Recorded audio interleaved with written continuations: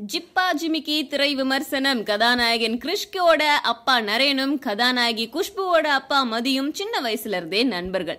பெற்றோர்கள் நண்பர்களா இருந்தாலும் பிள்ளைகள் எந்த நேரம் பார்த்தாலும் முட்டிக்கிட்டே இருப்பாங்க. ரெண்டு பேருக்கும் திருமணம் செஞ்சு வைக்கிறதுக்காக முடிவு செய்யறாங்க. ரெண்டு பேரும் விருப்பமே இல்லாம அரை மனதோட கிருஷ்க் சம்மதிக்கிறாங்க. குஷ்புக்கு சுத்தமா விருப்பமே இல்ல. ஆனாலும் ரெண்டு பேருக்கும் நிச்சயதார்த்தம் நடக்குது. ரெண்டு பேருக்கும் பொதுவான நண்பருக்கு கூர்க்ல ஒரு திருமணம் நடக்குது. ரெண்டு பேரும் ஒரே பேருந்துல பயணம் செய்யற மாதிரியான ஒரு சூழ்நிலை ஏற்படுது. நடுராத்திரியில பேருந்தை தவற விடுற ரெண்டு பேரும் போற வழியெல்லாம் சண்டை போட்டுக்கிட்டே போறாங்க. படம் நெடுக்க தொடர்ற சண்டை ஒரு காலகட்டத்துல காதலா மாறுது. திடீர்னு வில்லனா ஒருத்தர் வராரு, குஷ்புவோட தாய் மாமனாம். வில்லன் கிட்ட இருந்து ரெண்டு பேரும் எப்படி தப்பிக்கிறாங்களா இல்லையா அப்படிங்கிற புதுமையான கதை தான் இந்த ஜிப்பா ஜிமிக்கி. கதாநாயகனா நடிச்சிருக்கிற கிருஷ்க் புதுமுகம். ஆக்ஷன் காட்சிகள்ல செமத்தியா அடிக்கிறாரு. கதாநாயகி குஷ்பு பிரசாந்த் அழகுல மட்டும் இல்லைங்க, நடிப்புலையும் குஷ்புவோட பெயரை காப்பாத்தல.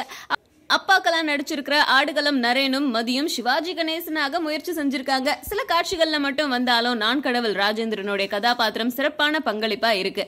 பார்த்து பார்த்து சலிச்சு போன காதல் மட்டும் இல்லாம பயண கதையும் ரொம்ப அலுப்ப தர்றதுதான் இந்த ரெண்டுமே ஜிப்பா ஜிமிக்கி படத்துல இருக்கு.